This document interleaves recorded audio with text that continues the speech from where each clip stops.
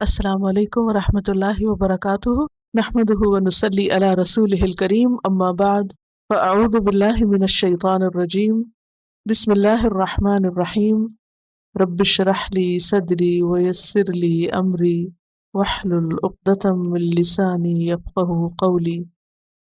اللہ سبحانہ وتعالیٰ کا حکم ہے کہ قرآن مجید پڑھنے سے پہلے ہم اللہ کی پناہ میں اپنے آپ کو دیں اور شیطان مردود جو وسوسے ڈالتا ہے دلوں میں، الذی یوسوس فی صدور الناس، اس سے بچنے کے لیے اپنے آپ کو ایک خاص حفاظت میں لائیں۔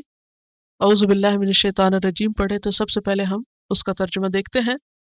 سورۃ النحل آیت 98 میں اللہ سبحانہ وتعالیٰ کا ارشاد ہے وَإِذَا قَرَأْتَ الْقُرْآنَ فَاسْتَعِذْ بِاللَّهِ مِنَ الشَّيْطَانِ الرَّجِيمِ، جب تم قرآن کی تلاوت کرو تو شیطان مردود سے اللہ کی پناہ مانگ لو۔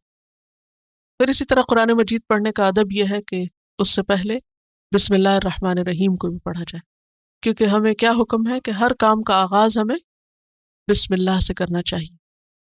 اسی لیے آپ دیکھتے ہیں کہ سوائے سورۃ التوبہ کے ہر سورت کے شروع میں بسم اللہ الرحمن الرحیم لکھی ہوتی۔ یہ یاد رکھیے کہ وہ سورت کا حصہ نہیں ہوتی، بسم اللہ الرحمن الرحیم الگ ایک مستقل آیت ہے۔ تو سورۃ الفاتحہ سے پہلے اعوذ باللہ من الشیطان الرجیم اور بسم اللہ الرحمن الرحیم دیکھیے، اعوذ میں پناہ لیتی ہوں، باللہ اللہ کی، من سے، الشیطان شیطان، الرجیم مردود، میں پناہ لیتی ہوں اللہ کی شیطان مردود سے، اور بریکٹ میں آگے لکھیے بچنے کے لیے۔ سورۃ الفاتحہ ترتیب کے اعتبار سے قرآن مجید کی پہلی سورت ہے۔ فاتحہ کا لفظ فاتحہ سے ہے۔ فاتحہ کا معنی ہے کھولنے والی، آغاز، ابتدا، اوپننگ۔ اس سورت کو ام القرآن بھی کہا جاتا ہے، قرآن کی ماں۔ السبع المثانی بھی کہا جاتا ہے، 7 بار بار دہرائی جانے والی آیات، کیونکہ ہم دن میں سب سے زیادہ قرآن مجید کا یہی حصہ پڑھتے ہیں نمازوں وغیرہ میں۔ اسے شفا بھی کہا گیا، اس کو صلاۃ بھی کہا جاتا ہے، کیونکہ اس کے بغیر صلاۃ نہیں ہوتی، نماز نہیں ہوتی۔ بہت ہی برکت اور عظمت والی صورت ہے۔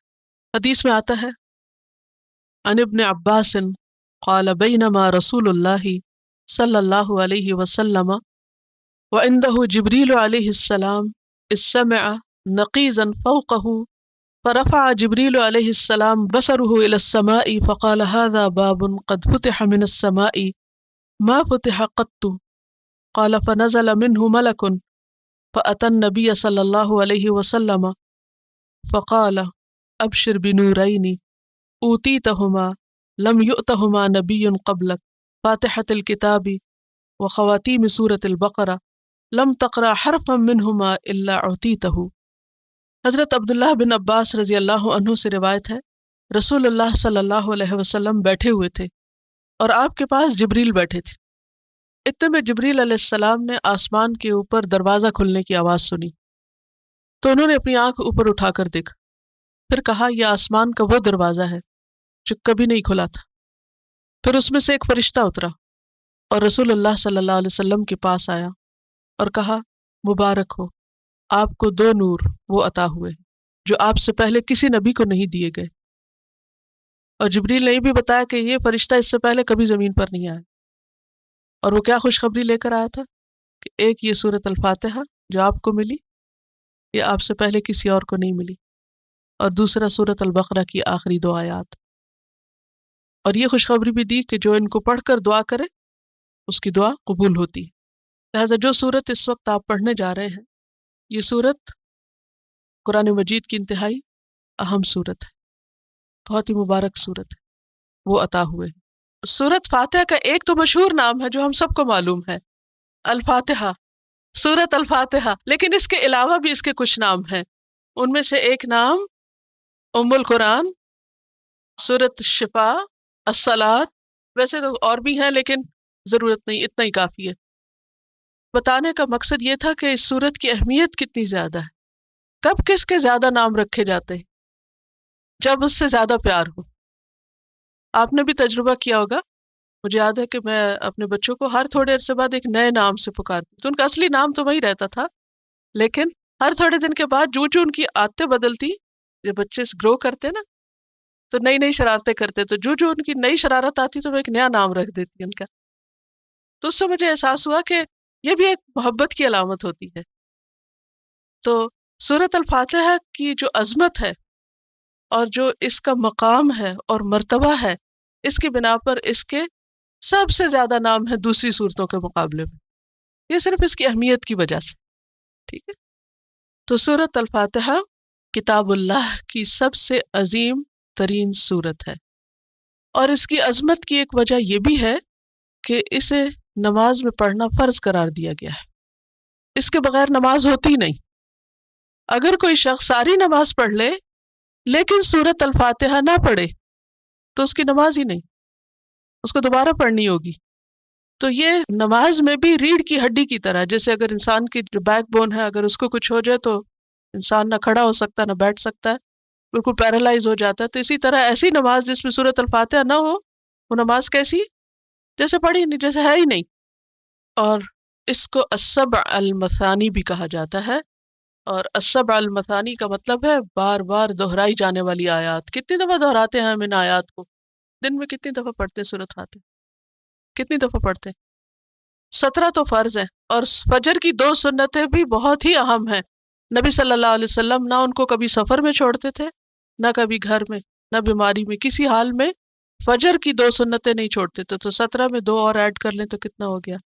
17 + 2 19 ہو گئے. ایٹ لیسٹ 19 ٹائمز تو ہم پڑھتے ہی ہیں، لیکن ظاہر ہے کہ باقی سنتیں بھی بہت اہم ہیں، کیونکہ حدیث میں آتا ہے کہ جو شخص دن کی 12 سنتیں پوری کرے میں جنت میں اس کو گھر کی بشارت دیتا ہوں. جنت میں گھر کا وعدہ ہے اس شخص کے لیے. ہم سب گھر چاہتے ہیں، ہر عورت کو گھر بنانے کا شوق ہوتا ہے، گھر خریدنے کا شوق ہوتا ہے. سب کو ہے، یہ کوئی نہیں، سب کو ہوتا ہے، ان کو فطری شوق ہے. یہ تو پرندوں میں بھی ہوتا ہے، جانوروں میں بھی ہوتا ہے، اس سے کوئی بری بات نہیں ہے. اور گھر بھی کیسا بنانے کا شوق ہوتا ہے؟ خوبصورت ترین. تو کوئی گھر جنت سے زیادہ خوبصورت نہیں. اور جب ایک وعدہ ہے، پرومس ہے کہ اگر تم یہ 12 پوری کر لو تو تمہیں یہ مل جائے گا، تو ہم اس کے لیے سستی کر جاتے، ادھر ادھر ہو جاتے. وہ فرض پورا ہو گیا، کافی، اتنا بھی کافی، اس سے زیادہ کیا. ہاں؟ اگر آپ اپنے ساتھ تھوڑی سی غور و فکر کریں تو آپ دیکھیں کہ مثلا ظہر میں 4 سنتیں پڑھنے کے لیے کتنے منٹ لگیں؟ 5 7 8، میکسیمم 8 لگتے ہیں. اگر آرام سے پڑھے تو 8 منٹس لگتے ہیں. 8 منٹس تو کوئی مشکل نہیں ہے. بہرحال عادت بنانے کی ضرورت ہے انشاءاللہ. تو سورۃ الفاتحہ قرآن پاک کی اہم ترین سورت ہے، اور اس کا مشہور نام فاتحہ اس لیے ہے کہ یہ فاتحۃ الکتاب ہے، فاتحۃ القرآن ہے. اس سے قرآن پاک کی اوپننگ ہوتی ہے، قرآن پاک کا آغاز ہوتا ہے. بسم اللہ الرحمن الرحیم. الحمد للہ رب العالمین. الحمد، حمد الگ ہے، الگ ہے. عربی زبان میں ال کا بھی معنی ہوتا ہے، اور ال کئی ایک معنوں میں استعمال ہوتا ہے، لیکن عام طور پر ال جو ہے وہ کسی کامن ناؤن کو پراپر ناؤن بناتا ہے، یعنی کسی عام کو خاص بنا دیتا ہے، نکرہ کو معرفہ کر دیتا ہے، خاص کا معنی دیتا ہے. جیسے انگریزی میں دا کا لفظ، جیسے بک اینڈ دی بک. اور حمد جو ہے ہا میم دال، حمد، حمد کہتے ہیں تعریف کو. تعریف کے لیے ایک اور لفظ بھی استعمال ہوتا ہے، مدح، میم دال ہے. مدح کس کو کہتے ہیں؟ تعریف کو، جو عام طور پر کس کے لیے ہوتی ہے؟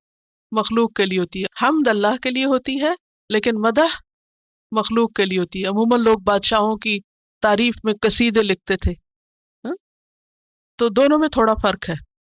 حمد کسی کے کمال کی تعریف کرنا ہوتا ہے.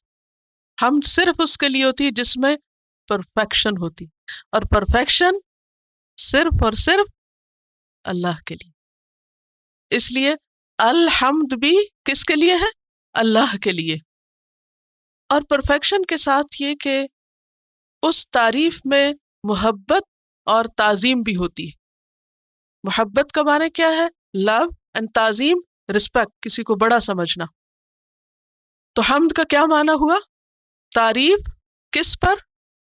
اس کی پرفیکشن پر. کیسی تعریف؟ جس میں کیا ہو؟ محبت اور تعظیم ہو، رسپیکٹ ہو. اس کو کہتے ہیں حمد. کس کے لیے؟ للہ، اللہ کے لیے. اب یہ جو للہ ہے، اس میں بھی آپ سامنے دیکھ رہے ہیں کہ لام الگ ہے اور اللہ الگ. عربی زبان میں حروف کے بھی معنی ہوتے ہیں. حروف میں لیٹرز، جیسے الف با تا تھا، آج آپ نے پڑھا نا.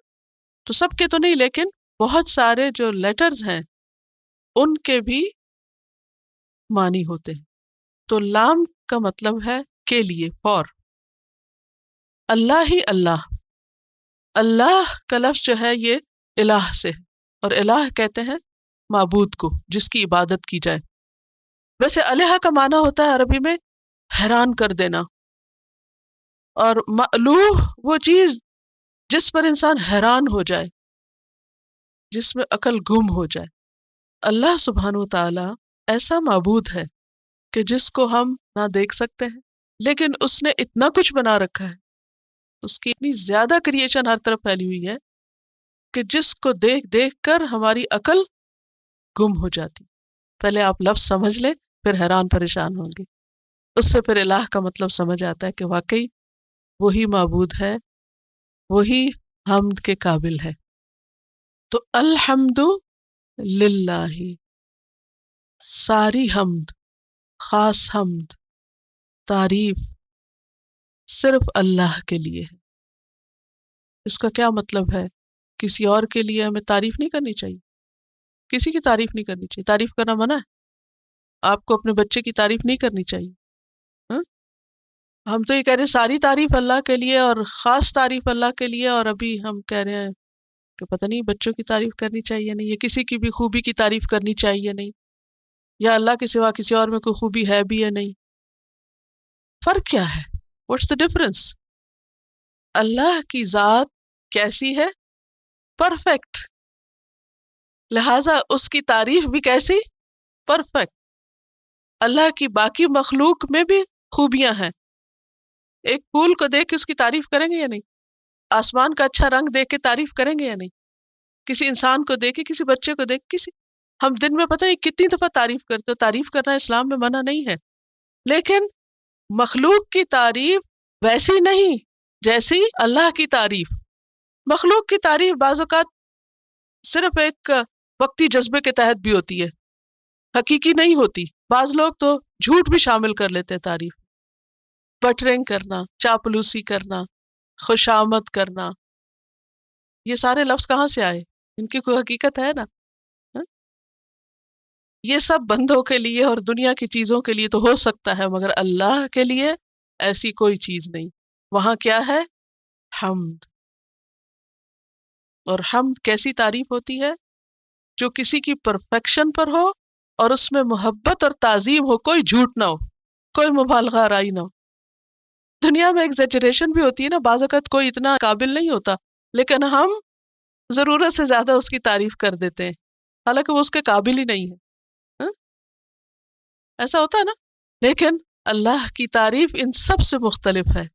الحمد، سب تعریف، پرفیکٹ تعریف، جس میں محبت بھی ہماری شامل ہے اور تعظیم بھی شامل ہے، اور مکمل تعریف ہے جو کسی خوف کی وجہ سے نہیں. کیونکہ بعض اوقات انسانوں کی تعریف کس لیے کر دیتے ہیں؟ خوف سے.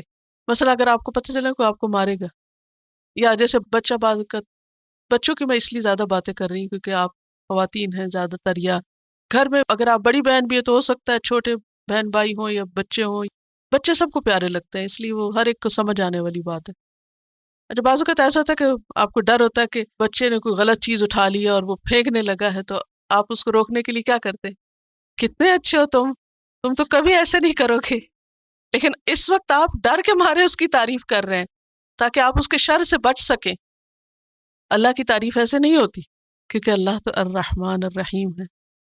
تو الحمد للہ، پرفیکٹ تعریف، محبت والی تعریف، تعظیم والی تعریف، اس کی عظمت پر مبنی تعریف، سچی تعریف، حقیقی تعریف، ساری کی ساری تعریف للہ، بس اللہ کے لیے ہے، اور اس کے علاوہ کسی اور کے لیے ہے تو حمد نہیں ہے، مدح ہے، مدح، بس پریز ہے، سمپل سی پریز۔ مشکل یہ ہے کہ نہ اردو میں، نہ انگریزی میں، نہ دنیا کی کسی اور زبان میں حمد کے مقابل لفظ ہے ہی نہیں جو یہ معنی دے آپ کو سارا۔ آپ جائیے انگریزی کی ڈکشنری کھولیے اور پریز میں دیکھیے یہ سارا معنی پایا جاتا ہے جو حمد میں؟ نو۔ اردو میں تعریف، نو، بہت ہی پھیکا لفظ ہے تعریف۔ تو جب ہم صرف ترجمہ پڑھتے ہیں نا تو قرآن پھر اندر نہیں اترتا، وہ لطف نہیں آتا، پھر وہ ہمارے رگوں میں نہیں سماتا۔ اس لیے ضروری ہے الفاظ کی گہرائی میں جانا۔ What does it mean؟ حمد ہے کیا چیز جو ہم بغیر روح کے، بغیر سوچے، بغیر سمجھے بس کہہ جاتے الحمدللہ الحمدللہ الحمدللہ، اور نہ دل میں خیال آتا ہے کہ اللہ کی تعریف ہو رہی ہے، اور نہ ہی کوئی دماغ میں چیز آتی ہے، اور بس صرف زبان بول رہی ہے اوپر اوپر سے۔ اب دیکھیے تعریف کرنے میں مزہ آتا ہے نا، تعریف سننے میں تو خیر سب کو ہی آتا ہے، لیکن کرنے میں بھی آتا ہے یا نہیں؟ جب آپ کسی اچھی چیز کو دیکھتے ہیں اور آپ خوش ہو کر اپنے جذبات کا اظہار کر رہے ہوتے ہیں، تو اسی طرح تعریف کرنا ہماری ضرورت ہے۔ قرآن کا آغاز اسی سے ہو رہا ہے، الحمدللہ۔ تو جب الحمدللہ آپ کہے تو آپ کی آنکھیں، آپ کا دل، آپ کا دماغ، اور سب کے اندر ایک رسپیکٹ اور محبت اللہ کے لیے ہونی چاہیے۔ الحمد للہ، اور اللہ جو ہے یہ ذاتی نام ہے، اللہ سبحانہ تعالیٰ کا، حقیقی معبود کا، الہ برحق کا۔ کیوں؟ کیوں اللہ کے لیے؟ کیوں؟ اس لیے کہ رب العالمین، وہ رب ہے تمام عالمین کا۔ اب یہاں پر آپ دیکھ رہے ہیں انالیسس کیا تو رب کا لفظ را با با ہے اس کا روٹ۔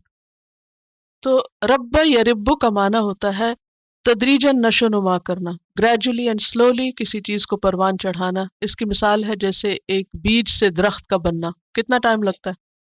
ایک سیڈ ٹری میں کب کنورٹ ہوتا ہے؟ How much time it takes? اور ہم ایک دن میں کاٹ کے اس کا فرنیچر بنا لیتے ہیں۔ تو رب اس کو کہتے ہیں جو خالق بھی ہے، مالک بھی ہے، اور مدبر بھی۔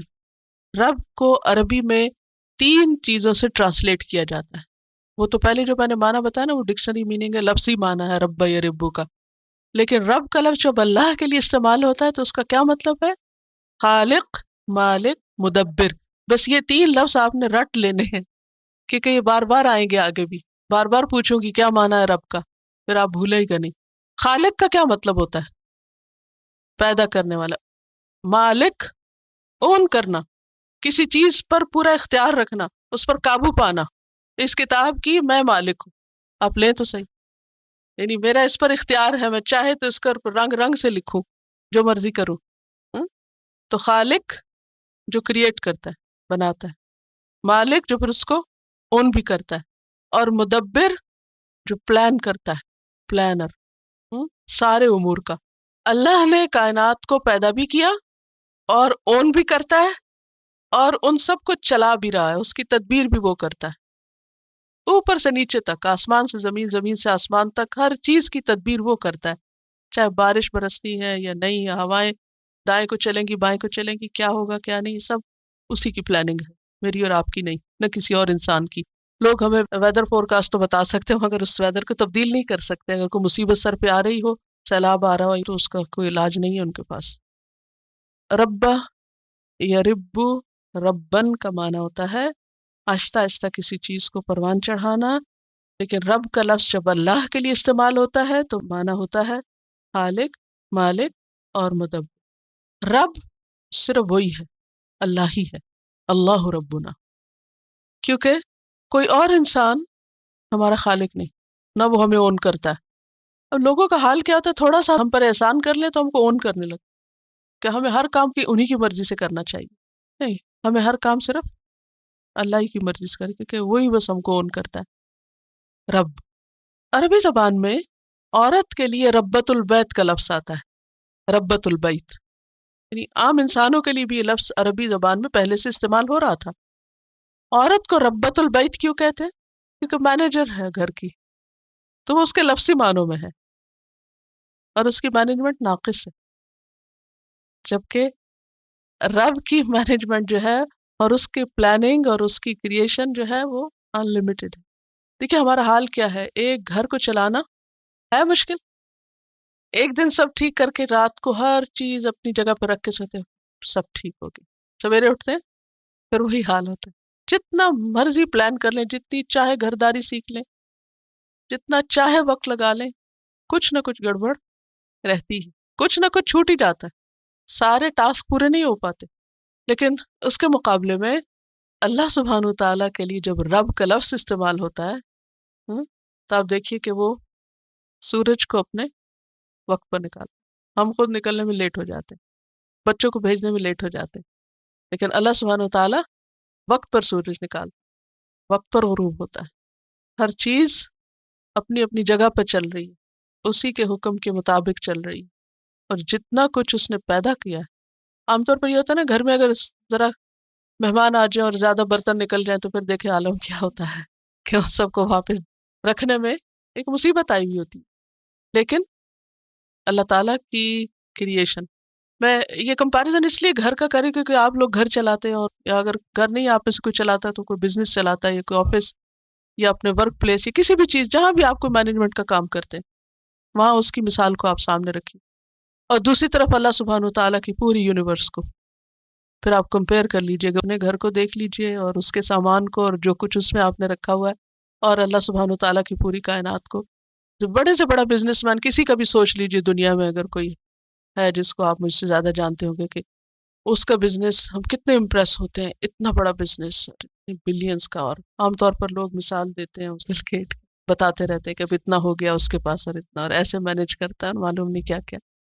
اس کو سوچ لیجئے، ایک طرف بل گیٹ کو سوچ لیجئے اور دوسری طرف پھر آپ دیکھیے کہ اصل رب کون ہے اور اصل مدبر اور پلاننگ کرنے والا کون ہے اور چلانے والا، اور اس کی اونرشپ کیا ہے اور دنیا کے ان لوگوں کی اونرشپ کیا ہے، اور ہمیں کس سے متاثر ہونا چاہیے اور کس کی بات ماننی چاہیے اور کس کی طرف رجوع کرنا چاہیے.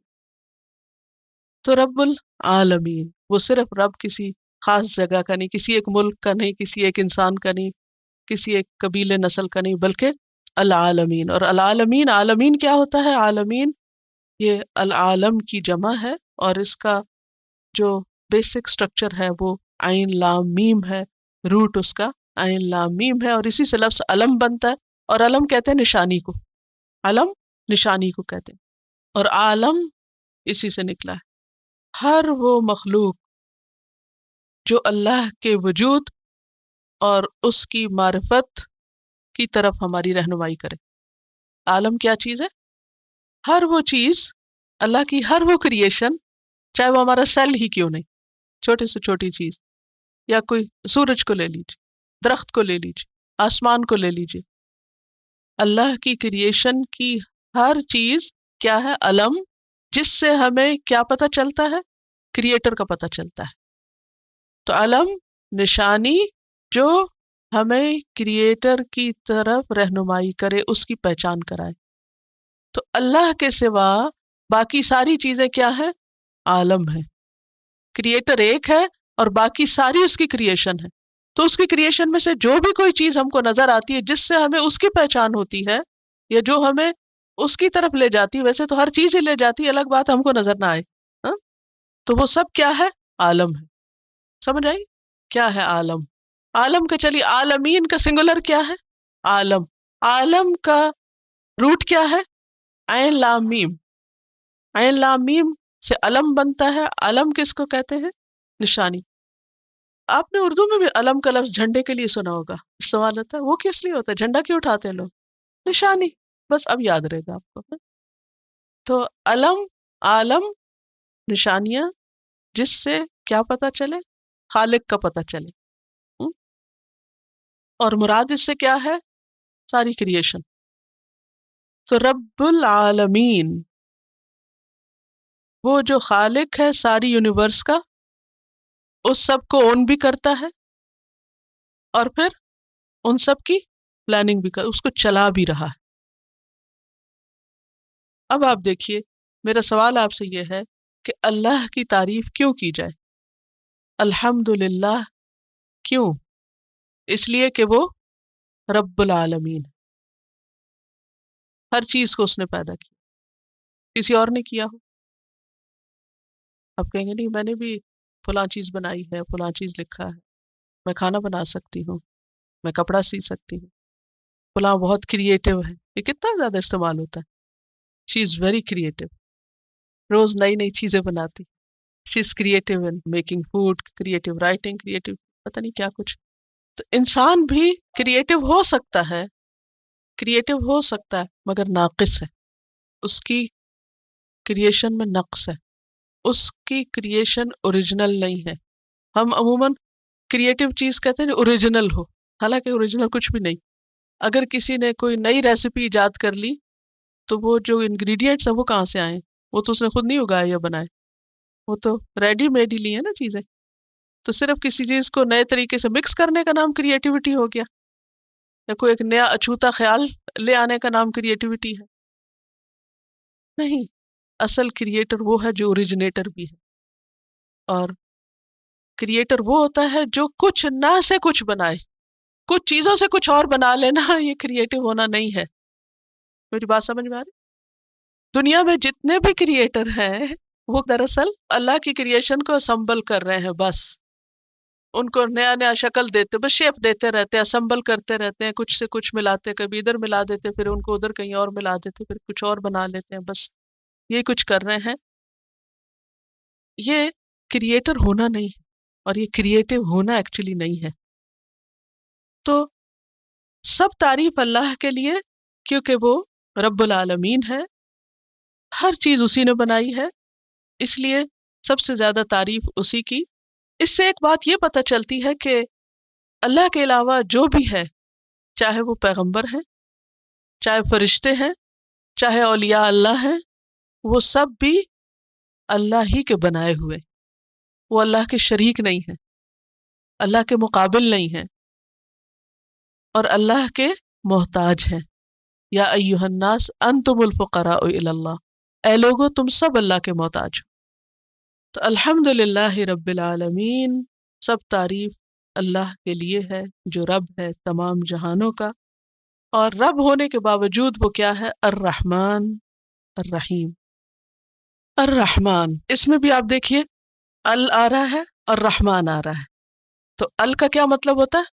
خاص. الرحمن بہت رحم کرنے والا. اور رحمان کا لفظ کس سے ہے؟ را ہا میم سے. رحمت کا لفظ اردو میں بھی آپ جانتے ہیں، بولتے رہتے ہیں. ہاں؟ رحمت اللہ سبحانہ تعالیٰ کی خاص صفت ہے. صفت کیا ہوتا ہے؟ وصف کیا ہوتا ہے؟ کوالٹی اللہ کی کوالٹی ہے. وَرَبُّكَ الْغَنِيُّ ذُو الرَّحْمَةِ، اور تیرا رب غنی ہے، رحمت والا ہے. رحمت اس کی صفت ہے. اور رحمان کا لفظ جو ہے یہ فعلان کے وزن پر ہے. رحمان، فعلان. عربی زبان میں جو لفظ فعلان کے وزن پر آتے ہیں، وزن کا مطلب یہ کہ اتنے ہی حرف ہے، وہی بولنے کا انداز ہے، تو اس میں بہت وسعت ہوتی. رحمان، بہت زیادہ رحم فرمانے والا. الرحیم، رحمان میں بھی رحمت کی بات آ گئی، دوبارہ پھر کیوں الرحیم کی بات ہوئی؟ دونوں میں معنی کے اعتبار سے تھوڑا سا فرق ہے. رحمان میں تو کثرت اور وسعت اور بھر جانا، کسی چیز کا زیادہ ہونا اور بھر جانا، اس کے لیے آتا ہے فعلان کا وزن. عربی میں یہ بھی ہوتا ہے، جیسے کوئی بہت غصے میں ہو تو کہتے ہیں غضبان، یعنی غصے سے بھرا ہوا اور بہت زیادہ غصے میں. اسی طرح عربی میں کہتے ہیں عطشان، بہت زیادہ پیاسا. اسی طرح جوعان، بہت زیادہ بھوکا. تو فعلان کے وزن پر جو بھی عربی میں لفظ آتے ہیں ان میں زیادتی بھی ہے اور کسی چیز کا بھرا ہوا ہونا بھی ہے، کثرت. تو اللہ سبحانہ تعالیٰ کی رحمت عام ہے. اللہ کی رحمت دو طرح کی ہے، ایک عام ہے اور ایک خاص ہے. تو رحمت عام جو ہے، جو سب کے اوپر چھائی ہوئی ہے، ہر ایک پہ چھائی ہوئی ہے دنیا میں، چاہے وہ انسان ہو، جن ہو، حیوان ہو. حتیٰ کہ حدیث میں آتا ہے کہ جنگلی جانور ہوتے ہیں نا جو اور جانوروں کو شکار کرتے، وہ اگر اپنے بچے سے ہاتھ اٹھا لیتے اور ان کو نہیں کھا جاتے تو یہ بھی اللہ ہی کی رحمت کی وجہ سے، تو اللہ نے ان کے دلوں میں رحمت ڈالی، تو وہ ہر جگہ پر اس کی رحمت ہے، یعنی ہر چیز کو گھیرا ہوا ہے جس کی وجہ سے یہ دنیا چل رہی ہے۔ تو یہ سب کے لیے، چاہے کوئی مسلمان ہو، کافر ہو، مشرک ہو، منافق ہو، کوئی اچھا ہو، برا ہو، لیکن اللہ کی اس پر رحمت عام ہے، اسی وجہ سے ہم سب جی رہے ہیں، اسی وجہ سے ہم سب کھا پی رہے ہیں۔ اور یہ رب العالمین کے بعد اس لیے بھی کہ جو عالمین کا رب ہے، جو ہر چیز کو اون کرتا ہے، وہ اتنا بڑا ہے، وہ اگر کوئی غلطی کرے تو اس کو ایک سیکنڈ میں سزا دے سکتا ہے، لیکن اس کے باوجود وہ ان لوگوں کو جو بعض اوقات نعوذ باللہ اللہ سبحانہ و تعالیٰ ہی کو برا بھلا کہہ رہے ہوتے ہیں اور اس کو ظالم بتا رہے ہوتے ہیں اور معلوم نہیں کیا کچھ اس کے اور اس کے آیات اور اس کی کتاب اور اس کے خاص بندوں کے خلاف بولتے رہتے ہیں، لیکن اس کے باوجود وہ ان کو فوری سزا نہیں دیتا۔ یہ کیوں نہیں دیتا؟ کیا وہ دے نہیں سکتا، پکڑ نہیں سکتا؟ دے سکتا ہے، لیکن چونکہ وہ رحمان ہے اس لیے وہ ان کو چھوڑے رکھتا ہے اور ان کا وہ وقت پورا کرنے دیتا ہے۔ اب آپ دیکھیے، دنیا میں جب انسانوں کے پاس تھوڑی سی بھی اتھارٹی آتی ہے تو کس طرح بہیو کرنے لگتے ہیں؟ آپ اس کو بتائے گا کس طرح بہیو کرتے؟ اتھارٹی کے مختلف درجے ہوتے ہیں نا، کسی کے پاس تھوڑی ہوتی، کسی کے پاس اس سے زیادہ، کسی کے پاس بہت ہی زیادہ۔ ماں کے پاس اتھارٹی سارا دن بچوں کو ڈانٹ ڈپٹ کرتی رہتی، اور دنیا میں آپ دیکھیں اتھارٹی کی مثالیں، مثلاً دنیا میں مختلف جو ممالک ہیں ان میں ہر طرح کے ہیں، کوئی تھرڈ ورلڈ ہے، کوئی اس سے اوپر ہے، کوئی اپریشن اینڈ پرائڈ۔ تو جس کے پاس جتنی اتھارٹی آتی جاتی ہے نا، اس کا غرور اور اس کا تکبر اتنا ہی بڑھتا چلا جاتا ہے، اور پھر وہ سمجھتا ہے اسے کوئی پوچھنے والا نہیں، وہ جس پہ جتنا چاہے ظلم ڈھائے، جو مرضی کرے۔ ایسا ہوتا ہے نا؟ اور بعض اوقات وہ یہ نہیں دیکھتے کہ کس کو تکلیف ہوگی اور کس کو آرام ہوگا اور کس کے ساتھ ظلم ہوگا اور کس کے ساتھ انصاف ہوگا، وہ جو چاہے کرتے ہیں۔ لیکن اللہ سبحانہ و تعالیٰ ایسا نہیں کرتا۔ آپ دیکھیں کہ جن لوگوں کے پاس طاقت اور قوت ہوتی ہے، جب انہیں پتہ چلتا ہے کہ فلاں ہمارے خلاف ہے تو وہ کیا کرتے ہیں؟ فوراً پکڑنے کی کرتے ہیں۔ لیکن اللہ سبحانہ و تعالیٰ کے خلاف کتنے لوگ ہیں؟ دنیا بھری پڑی ہے ایسے لوگوں سے جو اللہ کو مانتے ہی نہیں، یا اس کے ساتھ شرک کرتے ہیں، یا اس کا حق نہیں دیتے، یا اس کی اطاعت نہیں کرتے، لیکن اس کے باوجود وہ کیا کر رہا ہے؟ ان کو کھانے پینے دے رہا ہے یا نہیں؟ ہاں؟ فائدہ اٹھانے دے رہا ہے، ہنسنے دے رہا ہے، بھاگ رہے ہیں، دوڑ رہے ہیں، دنیا پہ اپنی مرضیاں منمانیاں کر رہے ہیں۔ یہ کیوں ہے؟ اس لیے کہ وہ رحمان ہے، لیکن اس سب کی ایک لمٹ اور حد ہے۔ تو اس کی اب ایک اور قسم کی رحمت ہے، اور وہ ہے خاص، اسپیشل، خاص رحمت، اور اس کے لیے یہاں لفظ آیا ہے الرحیم، جو فعیل کے وزن پر ہے۔ اور رحیم کا مطلب ہوتا ہے بار بار اور مسلسل رحمت کرنا، ہمیشہ رحمت کرنا، اور یہ ہمیشہ کی رحمت پھر اس کے صرف فرما بردار بندوں کے لیے ہوگی۔ اللہ سبحانہ و تعالیٰ کی رحمت کے 100 حصے، جس میں سے ایک صرف دنیا میں ہے اور 99 قیامت کے دن، لیکن یہ 99 ان کے لیے اب رہ جائیں گے جو اس پر ایمان لاتے، جو اس کو مانتے، جو اس کی اطاعت کرتے، لیکن پھر غلطیاں کرتے، تو وہ اپنی رحمت کے ساتھ ان کو معاف کرے گا، اور باوجود اس کے کہ ان کے اندر غلطیاں ہوں گی پھر بھی ان کو معاف کر کے ان کو جنت میں داخل کرے گا۔ تو یہ ہوتا ہے الرحیم۔ تو کیا فرق ہے دونوں میں؟ دونوں کے اندر آپ دیکھیں روٹ ایک ہی ہے، را ہا میم، ایک ہی ہے نا۔ کیا کیا باتیں پتہ چلی؟ نمبر ایک کہ رحمت اللہ کی صفت۔ نمبر دو، رحمت کی دو قسمیں، رحمت خاص اور رحمت عام۔ نمبر تین، رحمت کے 100 حصے، ایک دنیا میں 99 آخرت۔ نمبر چار، اس کی رحمت دنیا میں سب کے لیے عام ہے، لیکن قیامت کے دن کس کے لیے خاص ہوگی؟ ایمان والوں کے لیے۔ تو الرحیم وہ مسلسل رحم کرتا رہے گا آخر تک، کس پر؟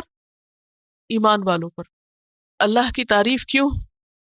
کیونکہ وہ مالک کائنات ہونے کے باوجود بے حد مہربان ہے۔ سمجھ آ گئی الرحمن الرحیم کی؟ اب آپ بتائیے، نمبر ایک، رحمت اللہ کی صفت۔ رحمت کی دو قسمیں، کون کون سی؟ خاص اور عام، 100 حصے، ایک دنیا میں اور 99 آخرت۔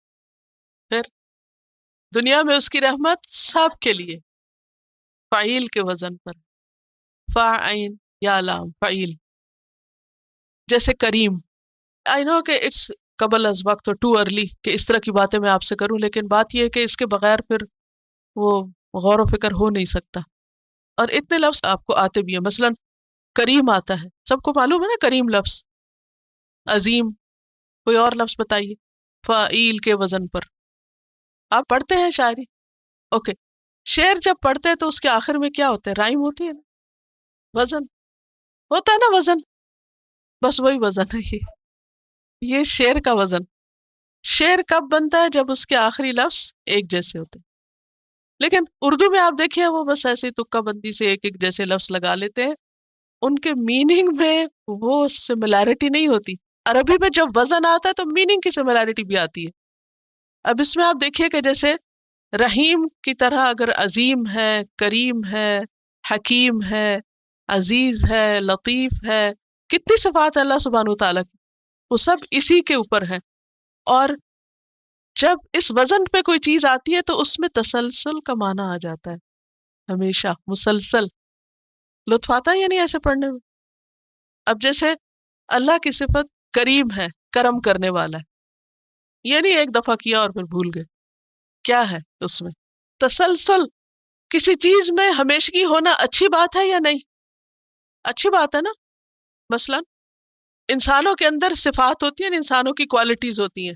اچھا کچھ کوالٹیز ہوتی ہیں صرف ٹائملی، تھوڑی دیر کے لیے، کنٹینیوٹی نہیں ہوتی، کنسسٹنسی نہیں ہوتی. اچھا کبھی اسمائل کیے کہیں تو کر لیا اور گھر جا کے موڈ آف کر لیا، کوئی تسلسل نہیں. ہاں اسی طرح اور اچھی اچھی صفات، یہی تو بڑے نرمی سے بات کرے اور تھوڑی دیر کے بعد فرعون بن گئے. تسلسل نہیں ہے نا، کہیں نیچے گرے کہیں اوپر چڑھ گئے. اور کبھی تو خوب کام کیا کبھی کچھ بھی نہ کیا، کوئی تسلسل نہیں. ایک دن خوب کھا لیا اگلے دن کچھ بھی نہ کھایا، کوئی تسلسل نہیں، کوئی ہمیشگی نہیں، کوئی کنسسٹنسی نہیں. اچھا اس کا نقصان کیا ہوتا ہے؟ یہ نقص ہے، عیب ہے، اور یہ بندوں میں ہے، اللہ میں نہیں ہے. اللہ ان سارے عیبوں سے پاک ہے، اللہ سارے عیبوں سے پاک ہے. سمجھ آ گئی؟ جو ہم کہتے ہیں نا مستقل مزاج ہونا، وہ کیا ہوتا ہے؟ کچھ لوگ بہت مستقل مزاج ہوتے ہیں، جو کام شروع کرتے ہیں پورا کر کے دم لیتے ہیں. اور جتنے بھی دنیا کے کامیاب لوگ ہیں جن کو آپ سکسیسفل پیپل کہتے ہیں، پروفیشنل، ان کے اندر یہ کوالٹی پائی جاتی، ان کے درجے کی، کہ جو شروع کرتے ہیں مکمل کرتے، ادھورا نہیں چھوڑتے، تھوڑا تھوڑا کرتے ہیں، مسلسل کرتے ہیں، لانگ ٹرم کام کرتے ہیں. اور اس کے برعکس ناکام لوگوں کی صفت کیا ہوتی؟ وہ جو ایک ریس کی کہانی پڑھتے ہیں بچپن سے، اس میں بھی اصل میں تو اسٹیڈ فاسٹنس کی بات ہے نا. کہ کچھوا جو تھا وہ چلتا رہا، خواہ وہ تھوڑا تھوڑا چلتا رہا، اور خرگوش جو تھا وہ چھلانگے لگا کے سو گیا. حالانکہ خرگوش کا چھلانگے لگانا بڑا دل خوش کرتا ہے، مگر کامیابی کس کو ہوئی؟ کچھوے کو. اس میں ہمارے لیے بہت بڑا سبق ہے. جیسے اب قرآن پاک آپ نے شروع کیا نا، تو یہ نہیں کہ ایک دو دن تو بہت جذبے جوش سے آنا اس کے بعد بند کر کے رکھ، نہیں، اس کو تھوڑا تھوڑا تھوڑا مگر کمپلیٹ کرنا انشاءاللہ. تو رحیم کیا آپ سمجھ آ گیا؟ ہم؟ رحم مسلسل، تسلسل کے ساتھ، اینڈ تک. اچھا رب کے اندر بھی کیا ہے؟ یہ سب اللہ کی صفات ہیں. الحمدللہ ہم نے کہہ دیا نا، تو مین جو ہمارا فوکس ہے وہ اللہ پر ہے. اور اس کی پہلی صفت ہے کہ وہ رب ہے، دوسری صفت ہے الرحمن ہے، تیسری صفت ہے الرحیم ہے. اب الرحمن الرحیم ہے اور رب ہے وہ، تو ہر ایک کے اندر ایک الگ ہی کوالٹی. رحمان میں ایک اور چیز ہے، رحمان کا لفظ بھرتے منہ بھر جاتا ہے، رحمان بہت کثرت کا تصورات ہے. لیکن رحیم میں اس طرح بہت بڑا ہونے کا تو نہیں آتا، مگر اس میں کنٹینیوٹی کا آتا ہے، تو اس کی ہر شان نرالی. مالک یوم الدین، مالک، سوچئے مالک کون ہوتا؟ آپ عام طور پہ لفظ پڑھتے ہیں مالک، ملک، ملک، یہ لفظ جانے پہچانے نا سب کو. سبا قرات کا لفظ آپ میں سے شاید کچھ لوگوں نے سنا. تو سبا قرات میں سے ایک قرات میں اس کو ملک یوم الدین بھی پڑھا گیا. وہ غلط نہیں پڑھتے، وہ ایکچولی ایک اور قرات پڑھتے ہیں، it's another style of reading Quran. تو مالک بھی ہوتا ہے اور ملک بھی ہوتا ہے.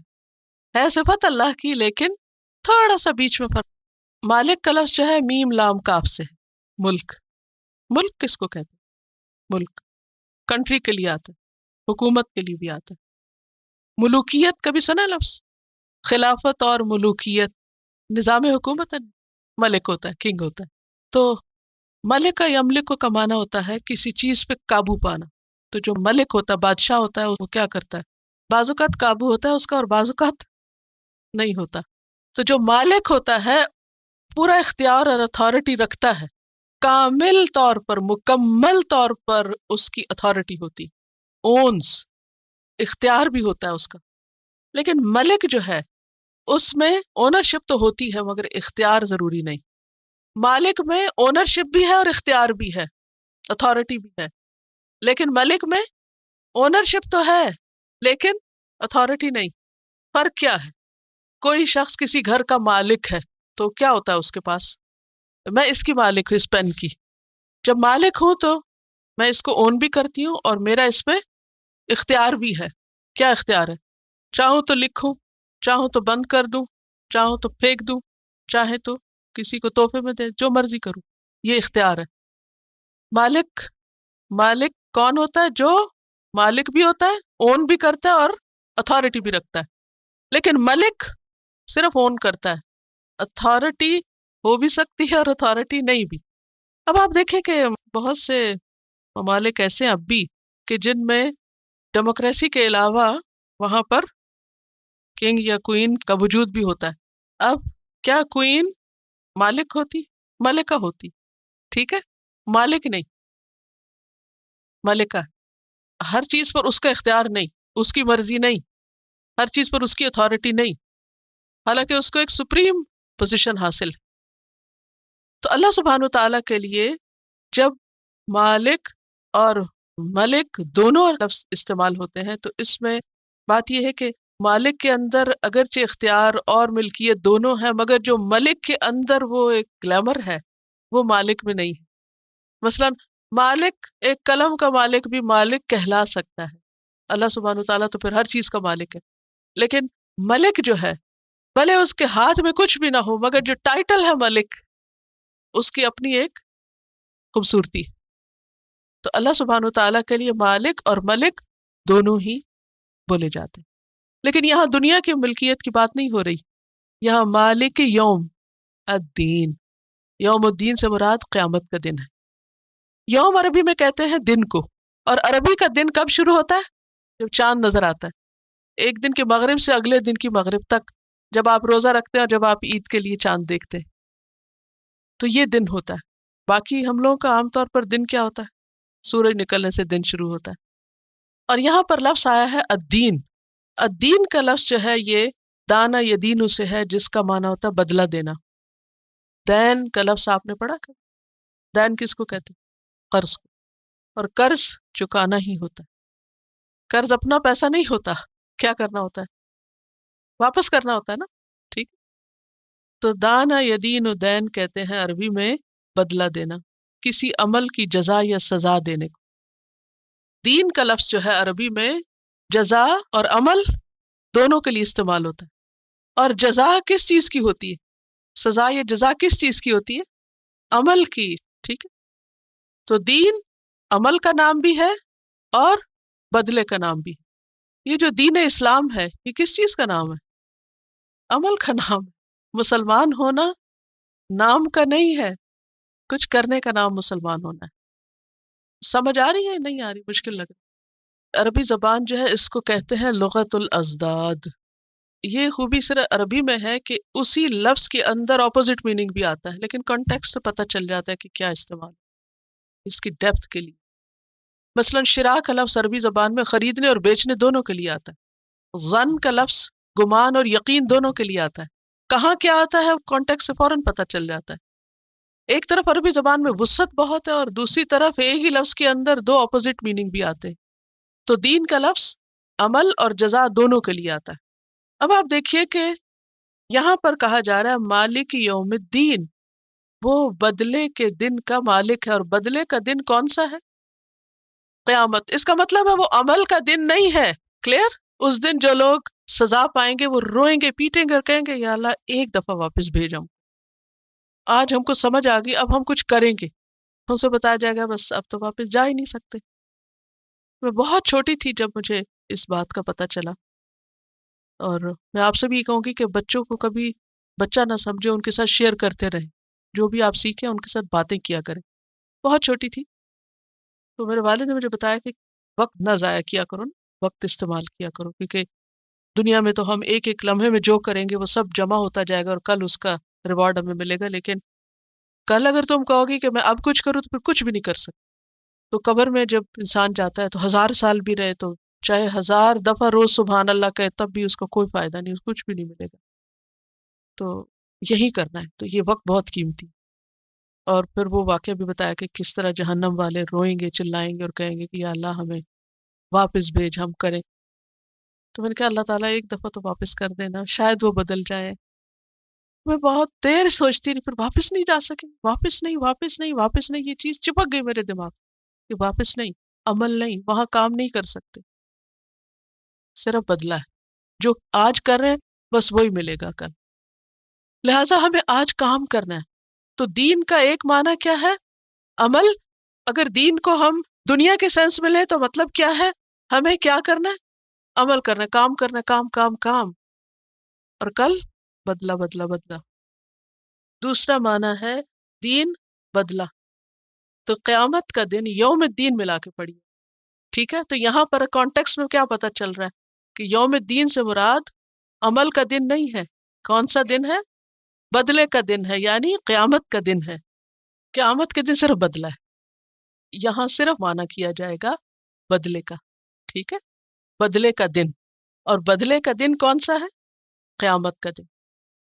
مالک یوم الدین، یوم الدین کا مالک ہے، بدلے کے دن کا مالک ہے، صرف وہی مالک ہے، کوئی اور نہیں، کیونکہ قرآن مجید میں آتا ہے لِيُنذِرَ يَوْمَ الطَّلَاقِ يَوْمَ هُمْ بَارِزُونَ لَا يَخْفَى عَلَى اللَّهِ مِنْهُمْ شَيْءٌ لِمَنِ الْمُلْكُ الْيَوْمِ لِلَّهِ الْوَاحِدِ الْقَهَّارِ الْيَوْمَ تُجْزَى كُلُّ نَفْسٍ بِمَا كَسَبَتْ لَا ظُلْمَ الْيَوْمِ إِنَّ اللَّهَ سَرِيعُ الْحِسَابِ۔